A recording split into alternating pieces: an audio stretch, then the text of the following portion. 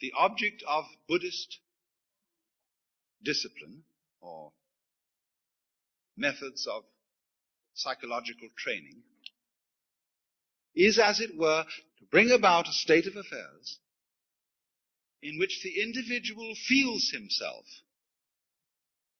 to be everything that there is, the whole cosmos, focused, expressing itself here. Now, in that way, your sense of identity would be turned inside out. You wouldn't forget who you were. You wouldn't forget your name and address, your telephone number, your social security number, and what sort of role you're supposed to occupy in society. But you would know that this particular role that you play, this particular personality that you are, is superficial, and the real you is all that there is. And that inversion, turning upside down of the sense of identity, of the state of consciousness which the average person has, is the objective of Buddhistic disciplines. The method of teaching something in Buddhism is rather different from methods of teaching which we use in the Western world. In the Western world, a good teacher is regarded as someone who makes the subject matter easy for the student. A person who explains things cleverly and clearly. So you can take a course in mathematics without tears. In the Oriental world, they have an almost exactly opposite conception, and that is that a good teacher is a person who makes you find out something for yourself. In other words, learn to swim by throwing the baby into the water. There's a story used in Zen about how a burglar taught his child to burgle. He took him one night on a burgling expedition and locked him up in a chest in the house that he was burgling and left him. And the poor little boy was all alone, locked up in the chest, and he began to think, how on earth am I going to get out? So he suddenly called out, "Fire! Fire!" And everybody began running all over the place, and they heard this shriek coming in from inside the chest, and they unlocked it, and he rushed out and shot out into the garden. And just then everybody was in hot pursuit, calling out, "Thief, thief!" And he went by a well, and he picked up a rock and dropped it in the well. And everybody thought, the poor fellow has jumped into the well and committed suicide. And he got away. He got home, and his father said, "Congratulations, you have learned the art." So do you see, William Blake once said, "A fool who persists in his folly will become wise." And so the method of teaching used by these great Eastern teachers is to make fools persist in their folly, but very rigorously and very consistently and very hard. So then, if I may now, having given you the analogy, the image, let's go to the specific situation. Supposing you want to study Buddhism under a Zen master, what will happen to you? Well, first of all, let's ask the question, why would you want to do this anyway? I can make the situation fairly universal. It might not be a Zen master that you go to. It might be a Methodist minister. It might be a Catholic priest. It might be a psychoanalyst. But what's the matter with you? Why do you go? And surely the reason that we all would be seekers is that we feel some disquiet about ourselves. Many of us want to get rid of ourselves. We can't stand ourselves. And so we watch television and go to the movies and read mystery stories and join churches in order to forget ourselves, in order to merge with something greater than ourselves. We want to get away from this ridiculous thing locked up in a bag of skin. So I have a problem. I hurt. I suffer. I'm neurotic, or whatever it is. And one goes to the teacher and say, my problem's me. Change me. Now, if you go to a Zen teacher, he'll say, well, I have nothing to teach. There is no problem. Everything's perfectly clear. And you think that one over. And you say, he's probably being cagey.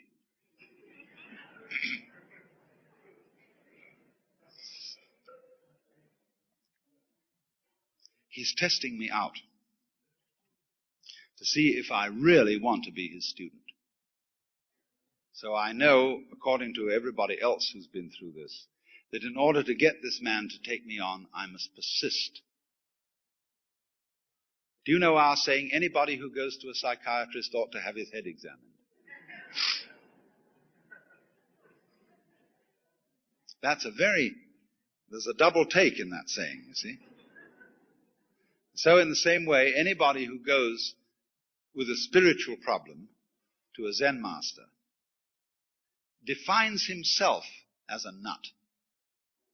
And the teacher does everything possible to make him as nutty as possible. But the teacher says, quite honestly, I haven't anything to tell you. I don't teach anything. I have no doctrine. As I said to you in the beginning of this talk, I have nothing whatsoever to sell you. So the student thinks, my, this is very deep, because this nothing that he's talking about, this nothing that he teaches, is what they call in Buddhism shunyata. Shunyata is the Sanskrit for nothingness. And it's supposed to be the ultimate reality. But as you know, if you know anything about these doctrines, this doesn't mean real nothingness. Not kind of just nothing there at all, not just blank. But it means no thingness. It's the transcendental reality behind all separate and individual things. And that's something very deep and profound. So he knows that when the teacher said, I have nothing to teach, he meant this very esoteric no thing.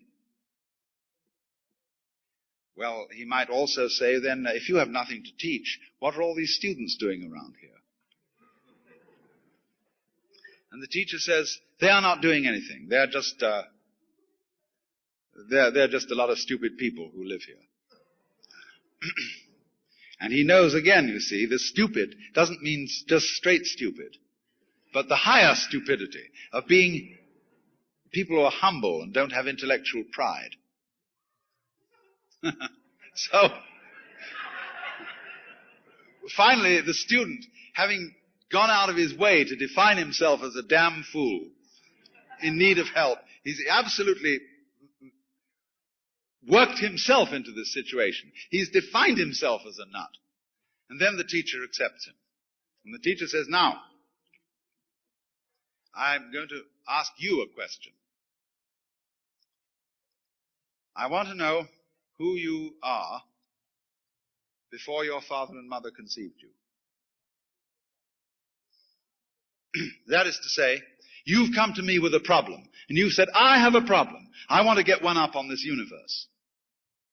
Now, who is it that wants to get one up? I mean, who are you?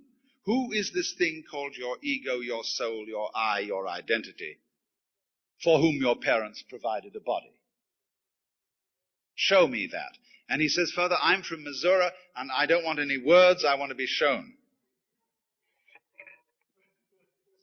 So the student may open his mouth to make an answer, but the teacher says, not yet.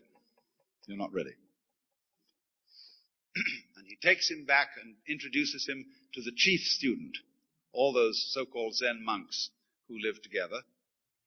And the chief student says, now, what we do here is so and so. We have this discipline, but the main part of the discipline is meditation. And we all sit cross-legged in a row, and we do that. And you sit cross-legged, and you learn how to breathe, and be still. In other words, to do nothing. But you mustn't go to sleep, and you mustn't get into a trance. You have to stay wide awake, not thinking anything, but perfectly doing nothing. And there's a monk walking down all the time with a flat stick, rather long, about so long. And if you go to sleep, or if you get into a trance, or if you get dreamy, he hits you on the back, so that you'll stay quite clear and wide awake, but still doing nothing. And the idea is that out of this state of profoundly doing nothing, you will be able to tell the teacher who you really are. In other words, the question, who are you before your father and mother conceived you, is a request for an act of perfect sincerity and spontaneity. As if I were to say to you, look, will you be absolutely genuine with me? No deception, please. I want you to do something that expresses you without the slightest deception. No more role acting, no more playing games with me. I want to see you. Now imagine. Could you really be that honest with somebody else? Especially a spiritual teacher. And you know he looks right through you. He sees all your secret thoughts. And he knows the very second when you've been a little bit phony. And that bugs you. Just like a psychiatrist. You're sitting in there discussing your problems with him and you start picking your nose. And the psychiatrist suddenly says to you, is your finger comfortable there? You like that?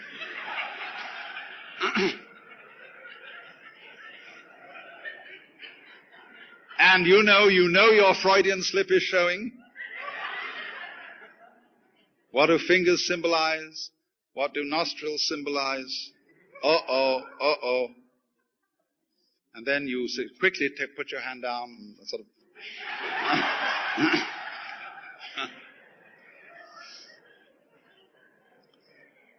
And you say, oh no, it's nothing, I was just picking my nose. And the analyst says, oh really? Then why are you justifying it? Why are you trying to explain it away? He has you every way you turn, you see. Well, that's the whole art of psychoanalysis. And it's Zen, it's the same thing.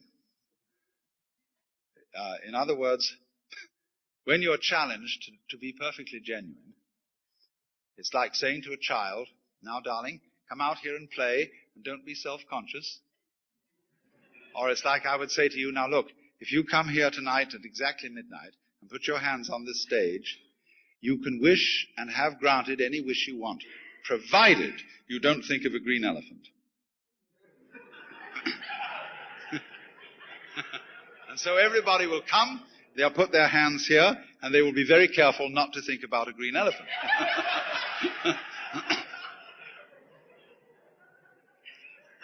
Well, now do you see the point? That everybody, if we transfer this to the dimension of spirituality, where the highest ideal is to be unselfish, to let go of oneself, when you are trying to be unselfish, you're doing it for a selfish reason. You can't be unselfish by a decision of the will any more than you can decide not to think of a green elephant. There is a story about Confucius, who one day met Lao Tzu, who was a great Chinese philosopher. And Lao Tzu said, "Sir, what is your system?" And Confucius said, it is charity and love of one's neighbor and elimination of self-interest. Lao Tzu said, "Stuff and nonsense. Your elimination of self is a positive manifestation of self. Look at the universe. The stars keep their order. The trees and plants grow upwards without exception. The waters flow. Be like this. All your nonsense about elimination of self is like beating a drum in search of a fugitive. So in this way, these are all examples of the thing, the trickery the master is playing on you. You came to him with the idea in your mind that you are a separate, independent, isolated individual. And what he is simply saying to you is, show me this individual. I had a friend who was studying Zen in Japan, and he got pretty desperate to produce the answer of who he really is. And on his way to an interview with the master to give an answer to the problem, he noticed a very common sight in Japan, a big bullfrog sitting around in the garden. And he swooped this bullfrog up in his hand and dropped it in the sleeve of his kimono. And then he went into the master, and to give the answer of who he was, he suddenly produced the bullfrog. And the master said, too intellectual.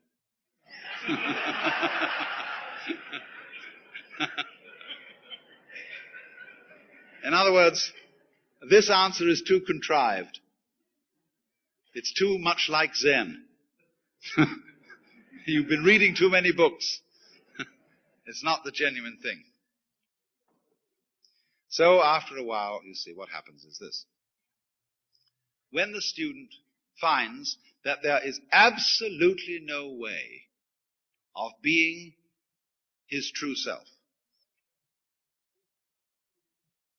not only is there no way of doing it, there is also no way of doing it by not doing it. You can't do it by doing something. You can't do it by not doing something. Let me, to make this clearer, put it into Christian terms. Thou shalt love the Lord thy God.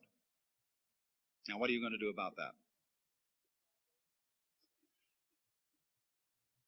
If you try very hard to love God and you ask yourself, why am I doing this? You find out you're doing it because you want to be on the side of the big battalions. You want to be right.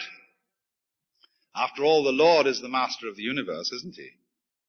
And if you don't love him, you're going to be in a pretty sad state. So you realize I'm loving him just because I'm afraid of what will happen to me if I don't. And then you think that's pretty lousy love, isn't it? And you think, that's a bad motivation. I wish I could change that. I wish I could love the Lord out of a genuine heart. Well, why do you want to change? See, I realize that the reason I want to have a different kind of motive is that I've got the same motive. So I say, oh, heaven's sakes, God, I'm a mess. And will you help me out? And then he reminds you, why are you doing that? Now you're just giving up, aren't you? You're asking someone else to take over your problem.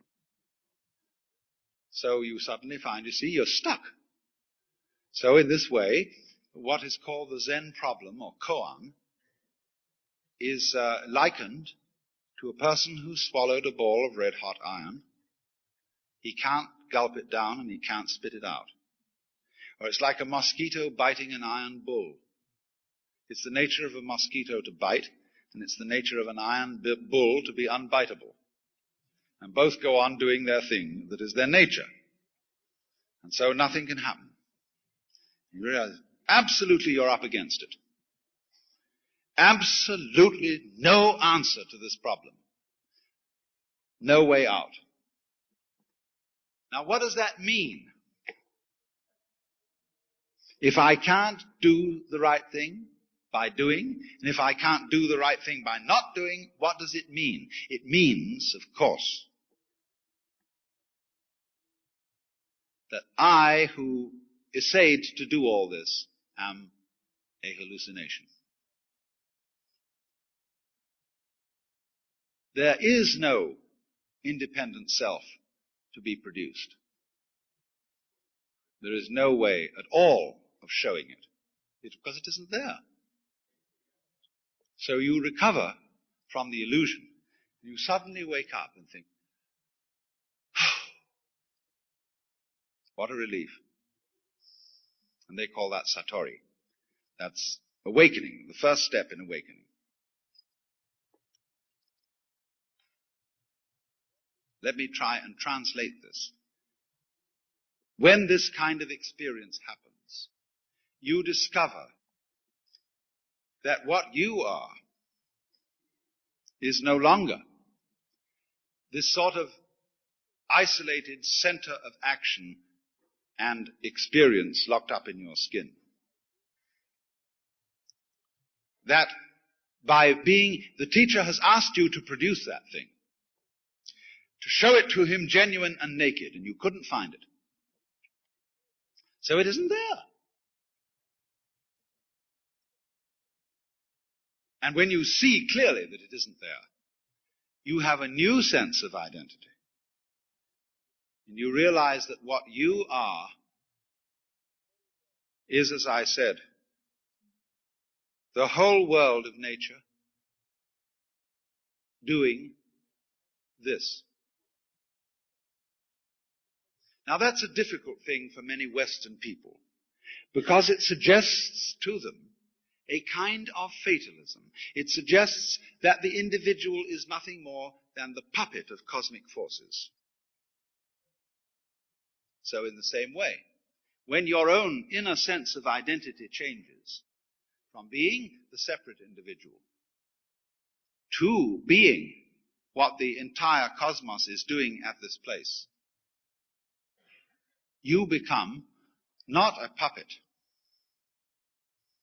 but more truly and more expressively an individual than ever.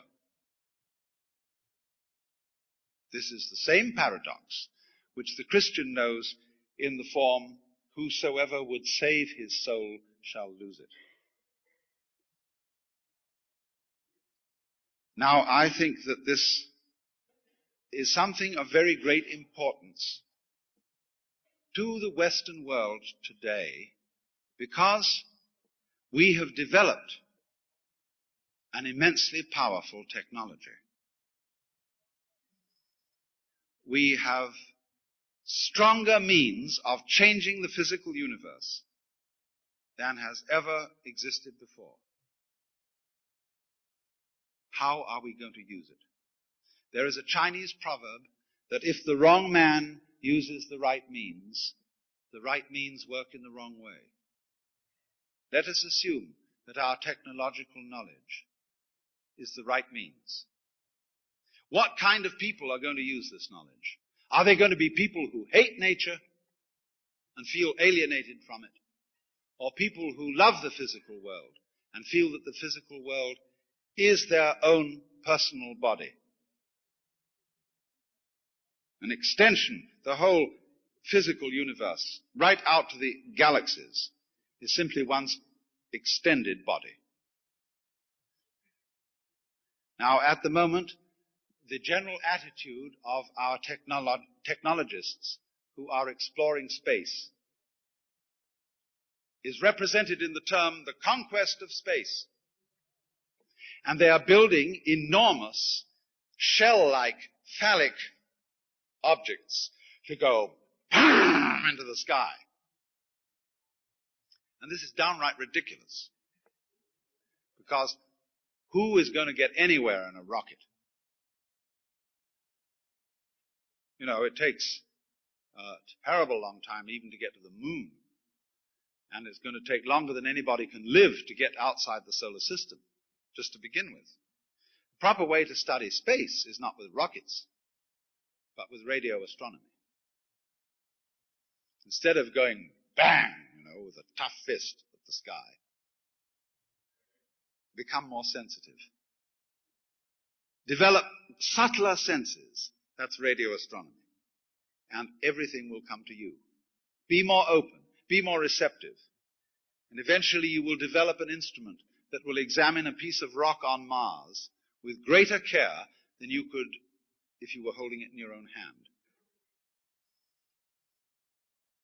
Let it come to you. But you see, this whole attitude of using technology as a method of fighting the world will succeed only in destroying the world, as we are doing with absurd and uninformed and short-sighted methods of getting rid of insect pests, of forcing our fruit and tomatoes to grow, of stripping our hills of trees, and so on and so on, thinking that all this is some kind of progress when actually it is turning everything into a junk heap.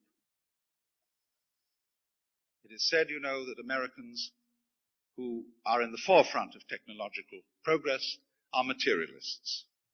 Nothing is further from the truth.